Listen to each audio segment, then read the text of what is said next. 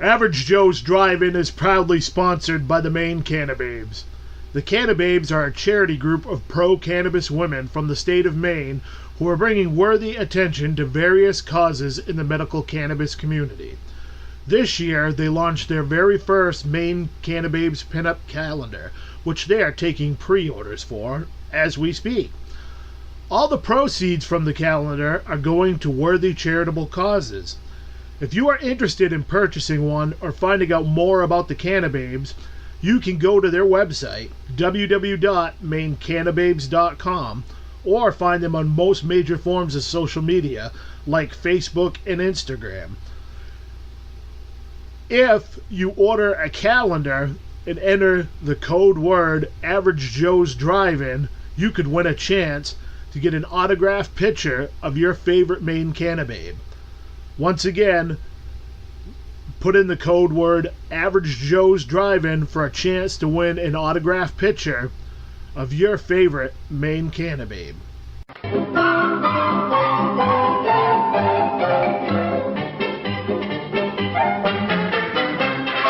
Sandwiches, ice cream, coffee and snacks, and many other pleasing treats.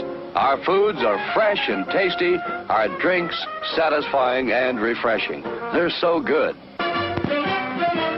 Welcome to Average Joe's Drive-In. And now, on with the show. Hey everybody, welcome to the first episode of Average Joe's Drive-In for 2018. I am your host, TJ Washburn, and I want to thank you guys for tuning in. I'm going to review some stuff that I've watched last week or two, and just gab a little bit at the end. I got a few things I want to talk about. So what's coming up? Just stuff going on with the show and all that good stuff. But let's get right into it and kick this all off for the first review episode. So I'm going to start it out. I watched a couple of documentaries and actually TV shows, newer shows. So I want to talk about those first, and then I'll get into the movie reviews. But first up, what I want to talk about is a documentary that is on Netflix right now, and that is 2017's Discovering Bigfoot.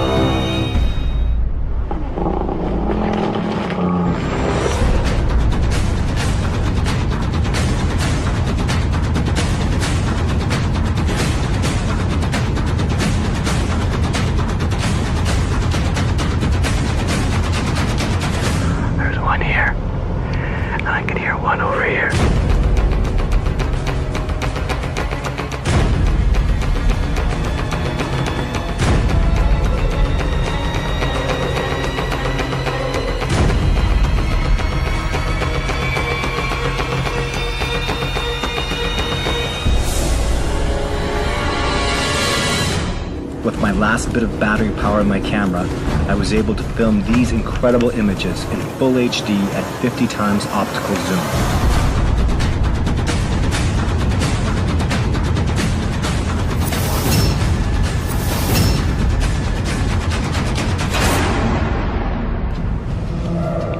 You'll feel the fear.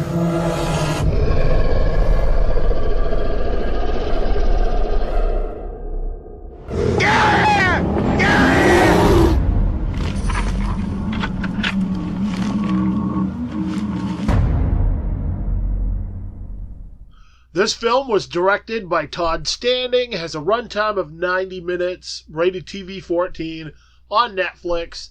The synopsis: journey into the heart of Sasquatch country with Todd Standing, who appeared with Survivorman's Les Stroud and Survivorman Bigfoot. Experience 3 incredible days in the field with Bigfoot researchers, Todd Standing, a renowned expert Professor Dr. Jeff Meldrum, as they encounter a real-life Sasquatch. What we think we know of human origins and evolution is about to change forever as we discover the truth about a species that has remained elusively by outwitting and invading modern man for decades despite his best efforts.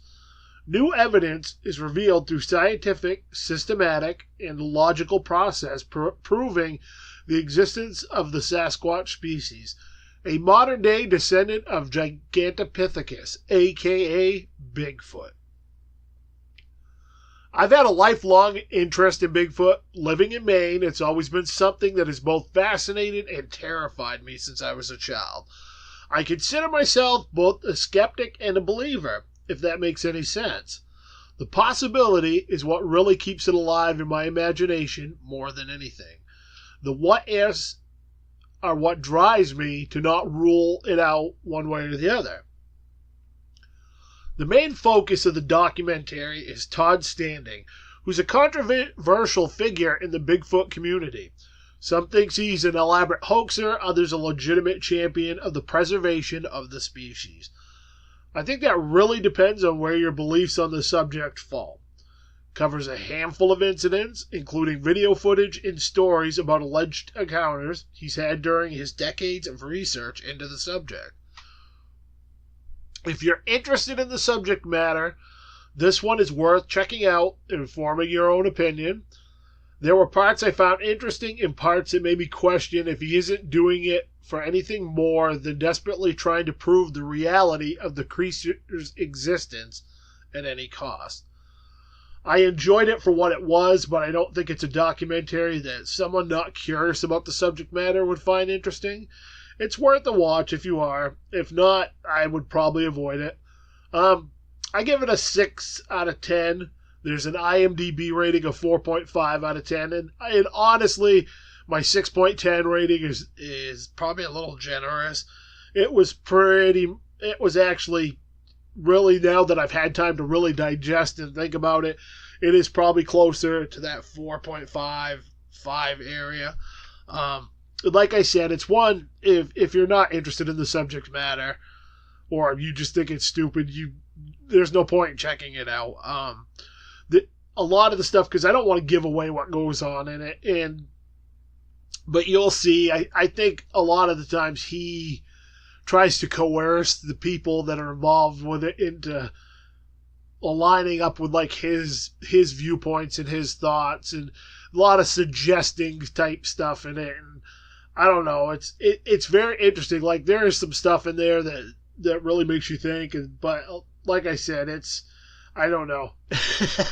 I just think it's a real interesting subject. So, and I'm not going to get into the whether it's real or not debate. It's just, like I said, it's something that's always fascinated me since I was a kid, and something that I find interesting. So next up, I want to talk about a documentary series that just popped up on Netflix. The first half of the season is up, so this isn't a review of the entire series, but the first half. And that is 2017's The Toys That Made Us. We sold well over 400,000 of these. It grew into $1 billion franchise. Star Wars films to date have roughly made $7 billion at the box office. The toys have made twice that amount. She has had 180 careers. He had a bearskin cape and a battle axe, and he called him He-Man. It was ingrained in American culture. G.I. Joe was a doll. This is not a doll. This is an action figure. These toys have become my life. There hadn't been a sex object like that handed to a little girl. Power, power, power. I have the power. It was a very impressively beautiful toy. When the first boxes were delivered, people were literally attacked. People dove into the boxes. Toys were just so cool at the time. I was immediately blown away first time I saw it. The workmanship in this stuff is unparalleled. We opened a door where kids could imagine doing all sorts of things. Ruth was onto something that literally changed how children play forever.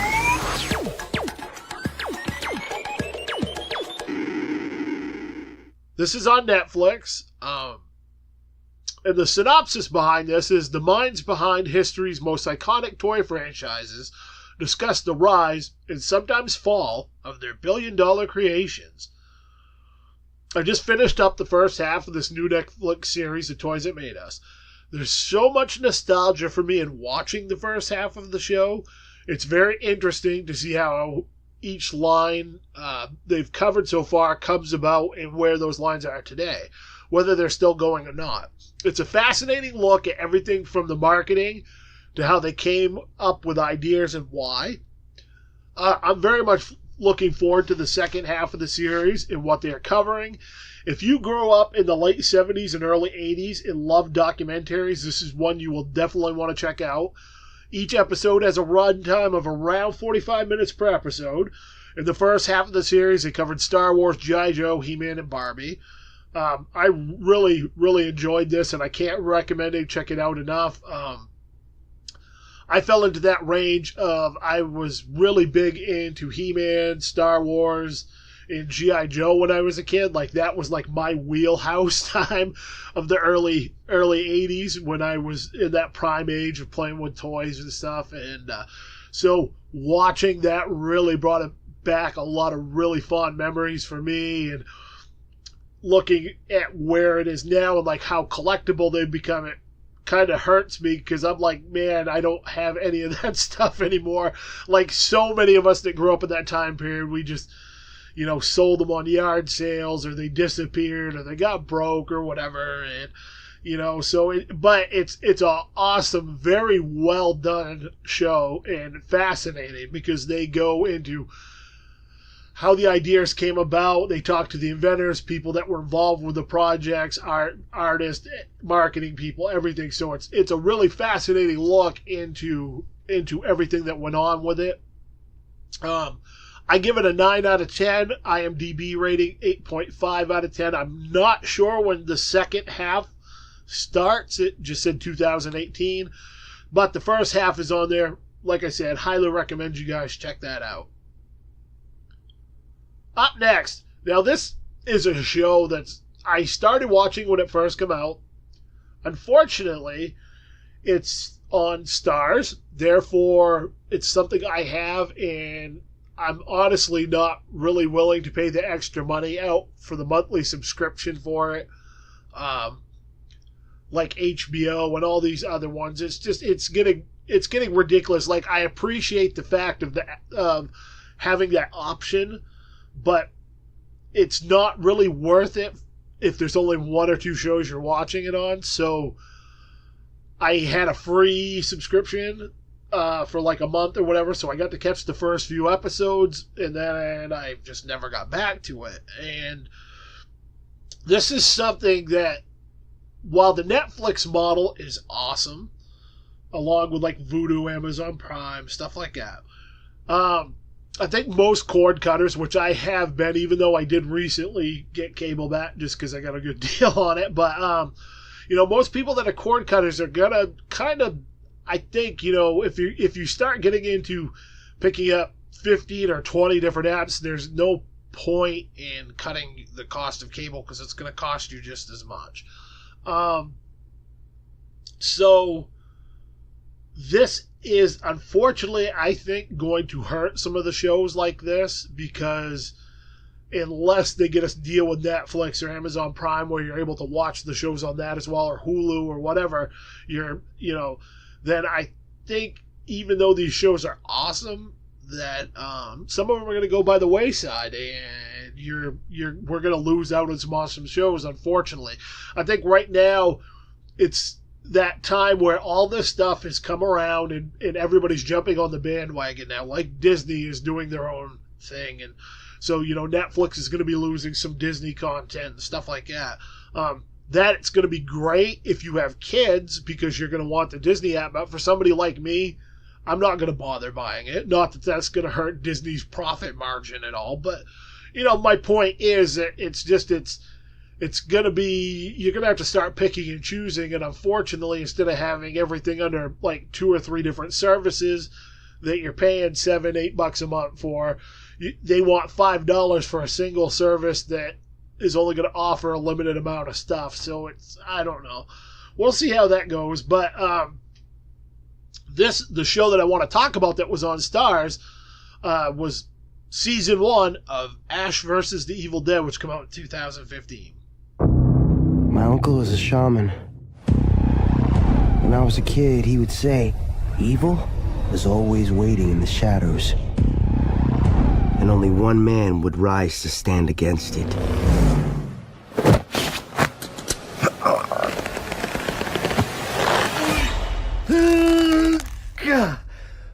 Yeah, looking good. Looking sweet. Uh-huh.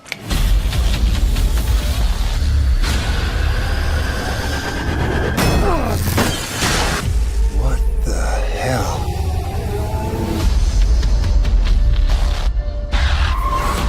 Pablo, I'm gonna tell you something I've never told anyone.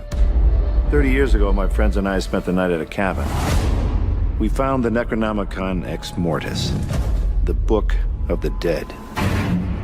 Certain passages were recited. It awoke something in the woods.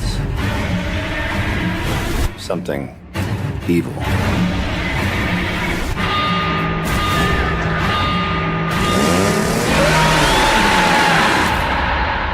I was the only one to escape.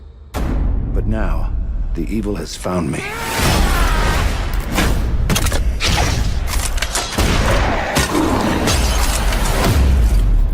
First thing I gotta do is see a guy about a book.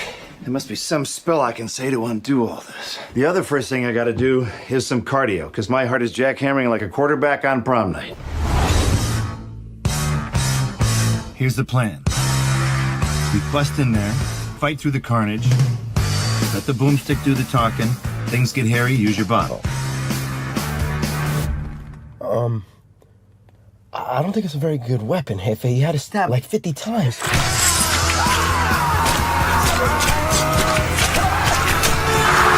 I was sharpening it for you. Now, come on. You ready? I'm ready.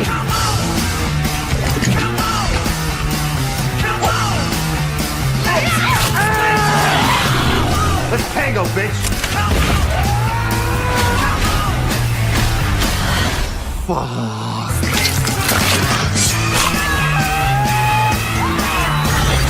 Who the hell are you? I'm your new best friend.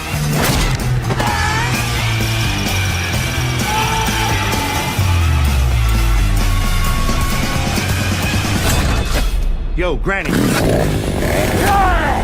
Let's go.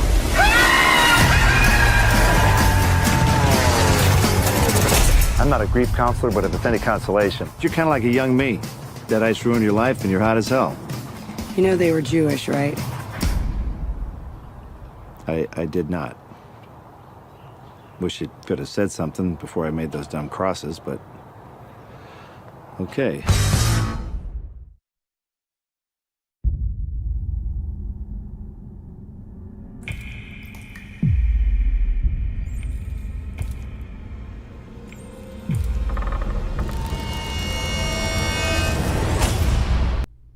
There were 10 episodes in season 1. It's rated TVMA, stars Bruce Campbell, Ray Santiago, and Dana DeLorenzo. Format, I watched this on Netflix, because it just recently got on there, which made me real excited. I actually just started season 2, but I will get into that when I get all the way through it. Synopsis. Ash has spent the last 30 years avoiding responsibility, maturity, and the terrors of the evil dead until a deadite plague threatens to destroy all of mankind, and Ash becomes mankind's only hope. Like I said, I've been meaning to get around to this one forever. I started watching it a while ago during a Starz free weekend, but never got back to it. Now that it's on Netflix, I can finally catch up and watch it at my leisure, which probably won't take me that long, because I burned through season 1 in 2 days.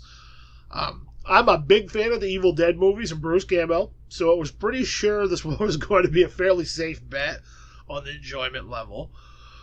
While I really enjoyed season 1, I wasn't blown away, which kind of disappointed me, but I like where they're going, and the season did improve as it moved forward.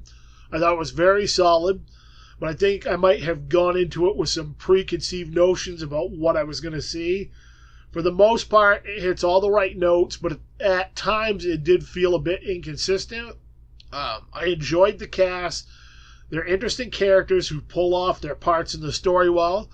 There's plenty of gore and humor. I mean, honestly, both are a must for Evil Dead-related anything. And while, damn, it's great to see Bruce back as Ash. It instantly brought a smile to my face. I'm glad I finally got immersed in this one. I look forward to season 2 and 3. If you're a fan of the movies, you'll enjoy this. Give it a shot while it's on Netflix.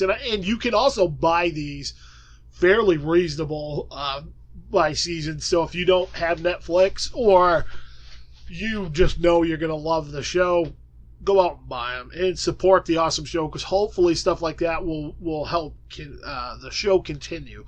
My rating on this is a 7.5 out of 10. IMDb rating is an 8.6 out of 10. All right, now we're going to get into some movies. And I'm going to start it off with a Christmas movie that I watch every year. And I realized, I've never really reviewed this ever on anything. So, hey, why not? And that is 1983's A Christmas Story. In this modern age, too many people have lost sight of the true meaning of Christmas. Mom! Hush! Shut up, Ralphie! So now, in the spirit of the original, Me to you! Stop! traditional, American Christmas, Thanks a lot! MGM presents A Christmas Story. Dancing through the snow Uncle! in a one-horse open sleigh. For the field we go, laughing all the way. Bells on bobtail ring, making spirits fly. What fun it is to ride and sing! Ho, ho, This sleighing's on tonight. Fragile. That must be Italian. I think that says fragile, honey. Oh, look at that! A Christmas Story. Come on! The movie that pulls off Santa's beard. Oh, wow! And unwraps the secrets Didn't I get a tie this year? of the original, traditional, You look like a deranged Easter bunny. 100% two-fisted, red-blooded, It's smiling at me. all-American Christmas. A Christmas Story.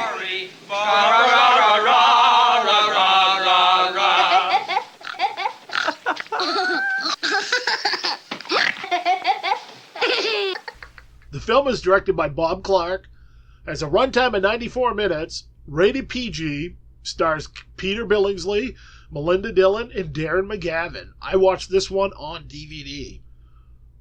Synopsis. In the 1940s, a young boy named Ralphie attempts to convince his parents, his teacher, and Santa that a Red Ryder BB gun really is the perfect Christmas gift. This is a film I watch at least once or twice a year around the holidays. It's one of my absolute favorite Christmas movies. Probably my favorite Christmas movie, to be honest, which got me thinking that I'd never written a review for it. So why the hell not? What makes this film so charming is the simple nature of it. What kid who's ever grown up hasn't had that one gift you really want more than anything? The gift you remember for years after. The crown jewel of childhood presents. While it may seem silly when you look back and reflect on it, at the time it was what you focused on more than anything. It's what your childhood brain screamed you needed. I think it's something most of us can relate to, even if, the timelines are different from when we grew up. I love the whole family dynamic, and while it may not be the same experience you had growing up, there's a lot I think everyone can relate to. The way Bob Clark managed to capture that essence is what makes this such an endearing film. It's a film that holds a special place in people's hearts, and it's a yearly tradition for so many. That's an amazing and beautiful thing because it creates memories for the people who are watching it. Memories they'll be reminded of and look back fondly upon whenever they view the film. It still blows my mind that this is the same director that directed Porky's and A Black Christmas and a lot of other kind of more like horror related and raunchy comedy type stuff. So very diverse director. Anyway, my rating for this is a 9.10. And I actually forgot to write down the IMDb rating on it, but it doesn't matter. My rating is a 9.10. I love this movie. I'm sure most of you have seen it. It's just, yeah, it's a great, great movie. So up next, I'm going to get back into, I have been on a wicked sci-fi kick for the last few weeks, and I want to talk about some of the stuff that I've watched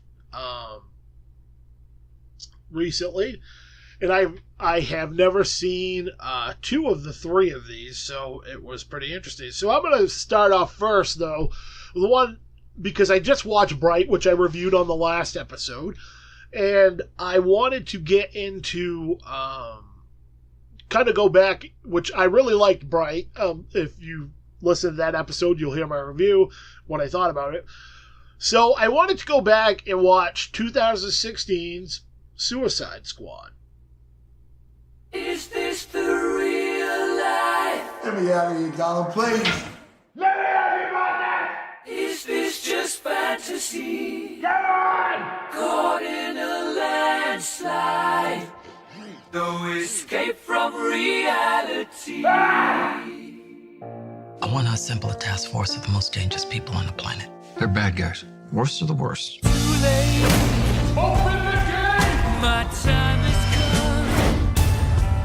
Send shivers down my spine. Was this cheerleading trials?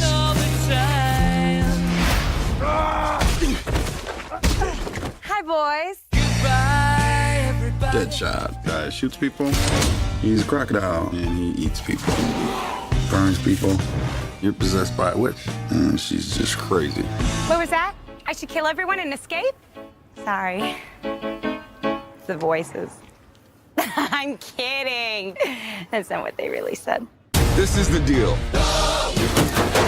You're going somewhere very bad. Whoa! To do something that'll get you killed. Let's go save the world. I can't wait to show you my toys. Mamma mia, mamma mia. Mamma mia, let me go. Let's do something fun. For me, for me.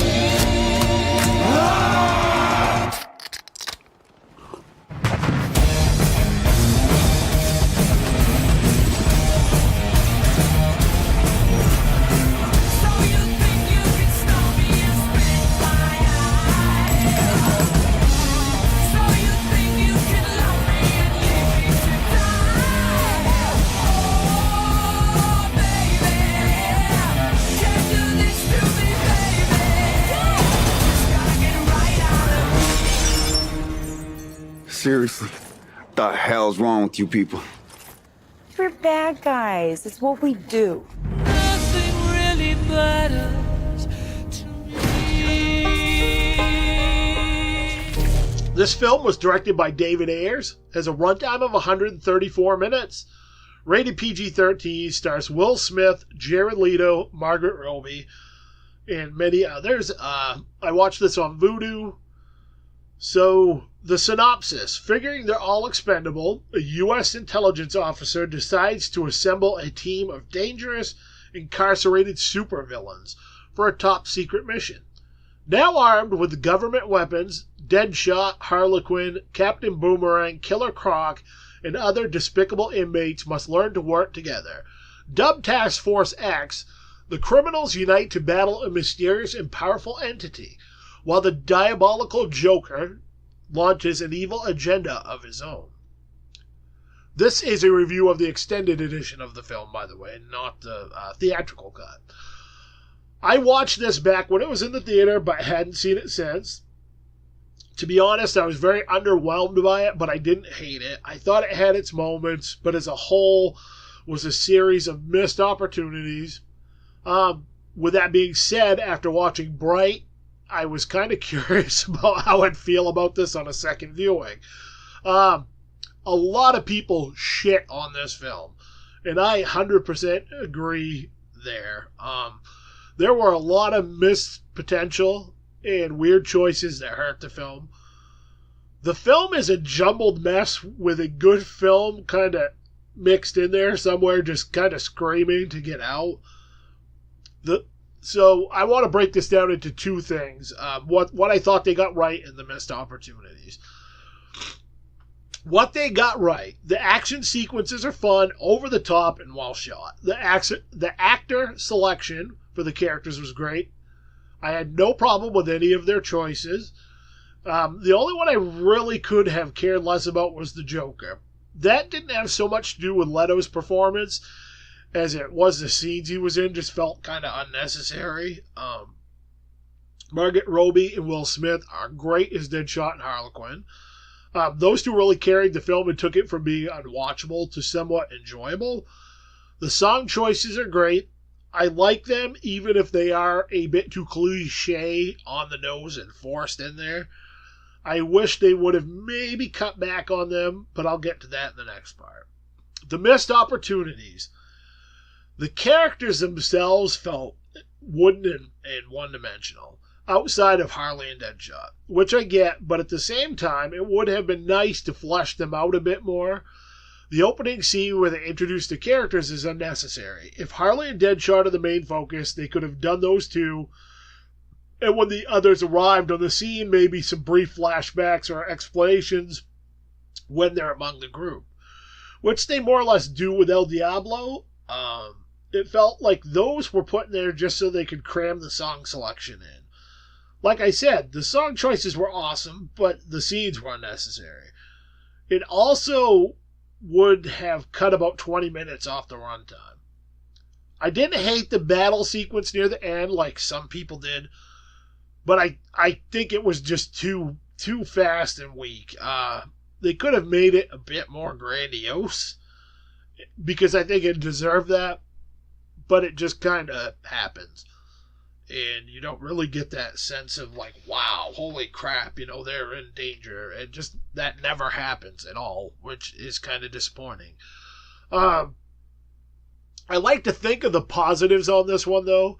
It did well enough that I think there's a chance we could get a part 2. It would give them a chance to flesh it out and correct the things that bogged this one down.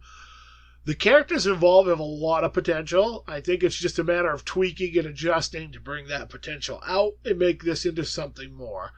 It's worth the watch. I certainly didn't hate it, but every time I check it out, I'm going to think, what if? In the end, it's a wooden, dumb action film that I'll probably watch way more than it deserves. My rating on this was a 4.5 out of 10. IMDb rating on this one is a 6.1 out of 10. So up next is a film that I have been really honestly dying to see, but at the same time I keep forgetting about it. Every time I hear mention of it or see something, I'm like, oh yeah, I gotta watch that, and then I just seem to forget. And that is 2014's Lucy. What happened? What did you do to my stomach? What's going on? We've merely slipped a little package into your lower tummy. And you're going to transport something very special to us.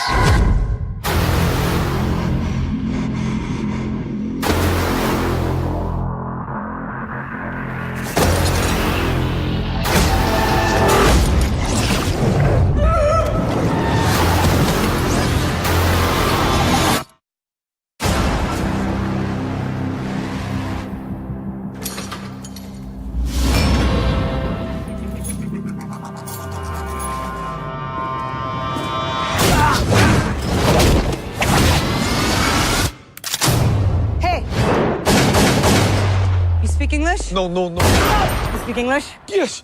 Take me to the hospital now. Hospital. Somebody put a bag of drugs inside me. I need you to take it out. It's leaking. It is estimated most human beings only use 10% of their brain's capacity. Imagine if we could access 100%. Interesting things begin to happen. Yes? Professor Norman, my name's Lucy. I just read all your research on the human brain. It's a little rudimentary, but you're on the right track. Thank you. I have access to 28% of my cerebral capacity. I can feel every living thing.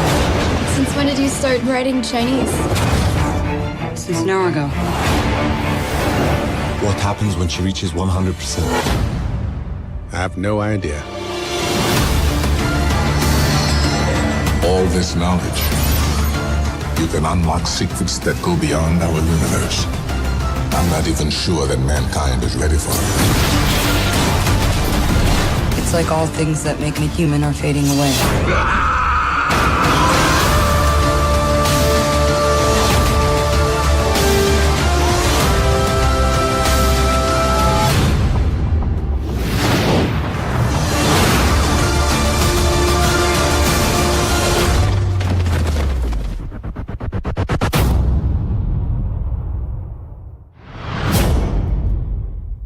This film was directed by Luc Besson, has a runtime of 89 minutes, rated R, stars Scarlett Johansson, Morgan Freeman, and Min-Sik Choi. I watched this one on DVD. Synopsis. When a boyfriend tricks Lucy into delivering a briefcase to a supposed business contact, the once carefree student is abducted by thugs who intend to turn her into a drug mule. She's surgically implanted with a package containing a powerful chemical, but it leaks into her system, giving her superhuman abilities, including telekinesis and telepathy. With her former captors in pursuit, Lucy seeks out a neurologist who she hopes will be able to help her. As I said, this is one I've wanted to check out for some time, but hadn't gotten around to it, and honestly, I'd forgotten about it. But a recent listen of another podcast brought it back to the forefront of my attention. The timing was perfect, and I actually was on my way to my local entertainment place that I get all my DVDs and music and stuff from. So it was fresh on my mind, and I was able to snag a copy on this of this film for really cheap on DVD. First things first, this isn't going to be a movie for everyone. It's a bit out there, and the whole way the film is set up and progresses is done in a very weird manner.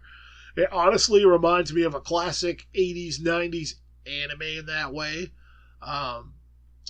Think movies like Akira or even Ghost in the Shell. It's kind of got that feel to it. Scarlett Johansson is wonderful in this. It's a bizarre role, but she does a good job of carrying it and making it work. I won't spoil it, but there are some odd uses of cutaway scenes that take a bit getting used to, but give it a chance. It feels very out of place at the beginning, but as it progresses and the story unfolds, you'll understand the reasoning for doing them.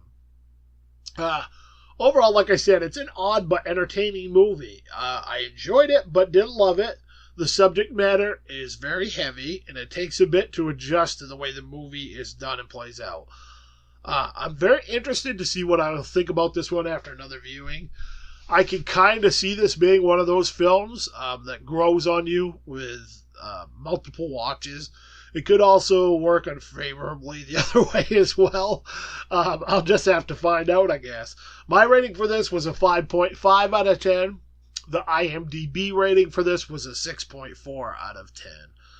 So last but not least for the reviews is 2014's The Maze Runner. Can you tell me anything about yourself? Who you are, where you came from? Can you tell me your name? I can't remember anything.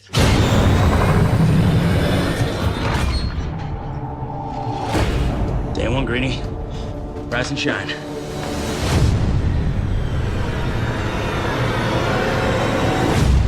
What is this place? Welcome to the Glade. Who put us here? We don't know.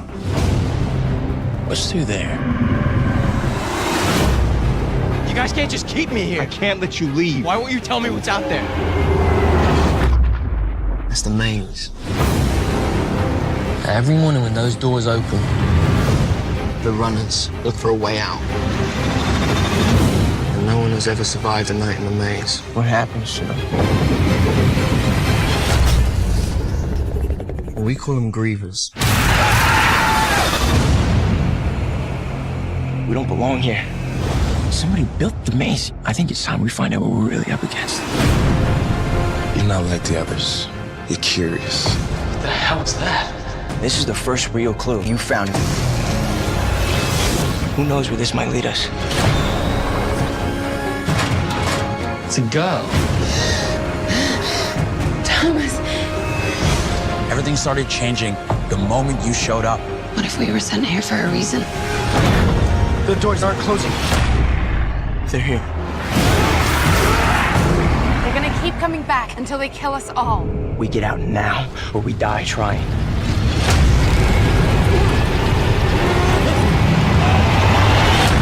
You don't get it. We're already dead.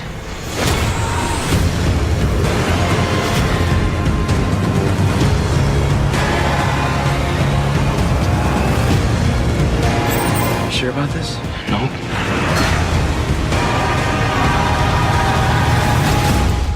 We can't leave. They won't let us.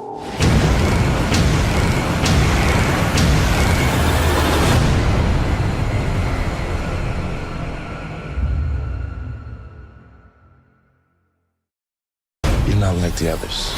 You're curious. But if you want to stay here, I need to know that you're gonna follow the rules.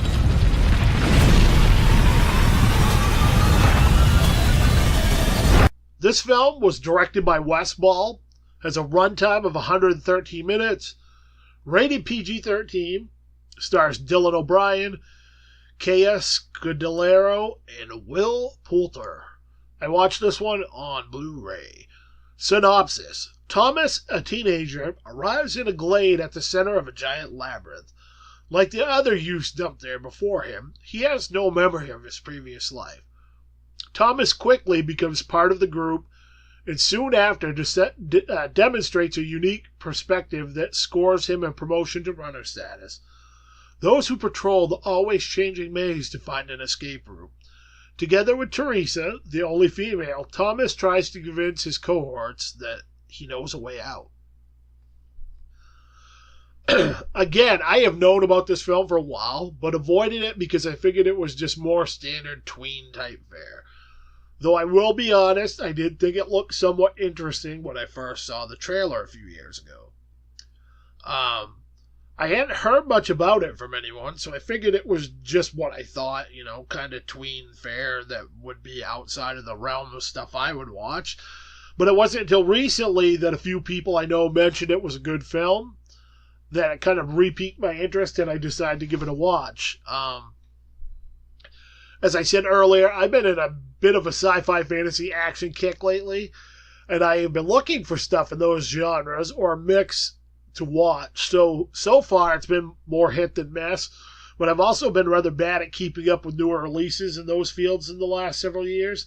That means I have no clue about specific newer films to look for. So it's a daunting task to try to figure out what to watch. Recommendations from various people in podcast have sent me in the right direction on several occasions lately, so why not keep on that trend of following those? The Maze Runner was actually a very enjoyable movie. It took a little while to get going, but once it did, I was impressed. The last 30 minutes or so took it from being just decent to really solid. I know this is the first film in the series, so I'm anxious to check out where it goes from here. While it's not quite as dark or effects-laden as I normally like my sci-fi films, it works and they are well done. The acting, for the most part, is solid, and there weren't any major plot holes or stupid things that took me out of the film at any point. It definitely isn't a film that knocked my socks off, but I was never bored. It kind of reminds me of a mix of the 90s film with Ray Liotta called No Escape mixed with the movie Lord of the Flies, set in a dystopian future. Don't get me wrong, there are a few things that will have you scratching your head. but it's nothing major you can't suspend disbelief about. If you have been on the fence about checking it out, I recommend you give it a watch. You could do far worse in a sea of generic, poorly done sci-fi films. If nothing else, it's an easy watch and an entertaining way to kill a few hours. I'm very much looking forward to checking out the second and third films of this series and seeing where it goes from there. My rating on this was a 6.5 out of 10.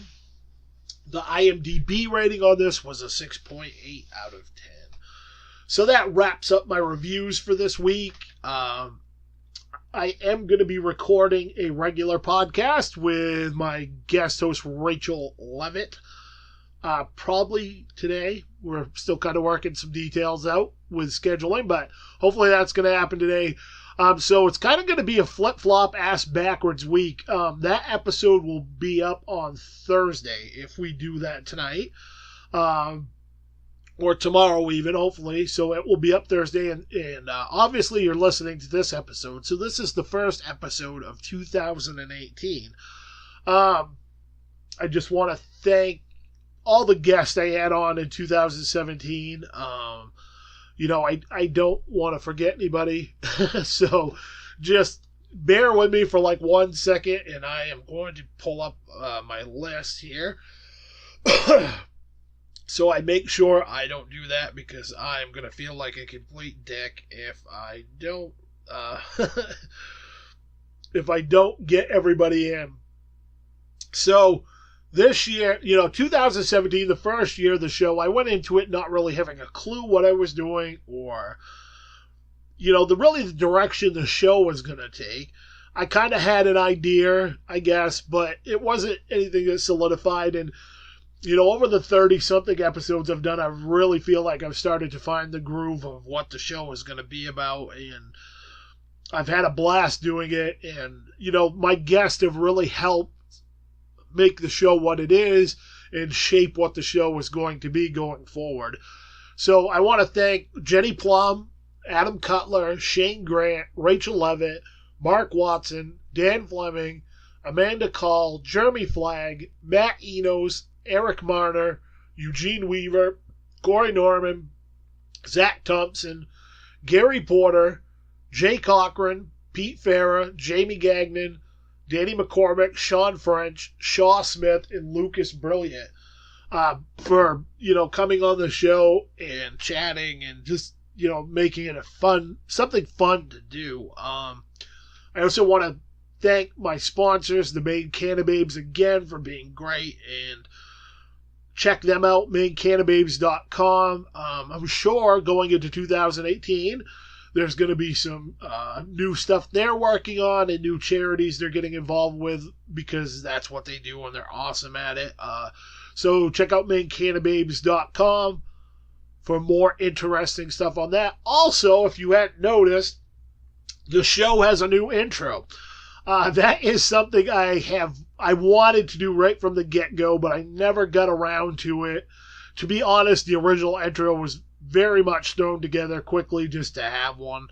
So during my time off for the holidays, I made a new one and put that together. But I wanted to wait until 2018 to kind of start that off, to kind of start the new year fresh. And I really like the way it came out. I hope you guys like it. And be sure, once again, to check out all the online stuff. Facebook.com, Average Joe's Drive-In Podcast. Instagram, Thomas Washburn Jr. Twitter, TWJ Author. Or you can check out thomaswashburnjr.com. Also, if you want to help support me in the show, you can buy my books and you can get something out of it, and I get something back out of it. You can find those on Amazon.com. Just type in Thomas Washburn Jr. The books will come up.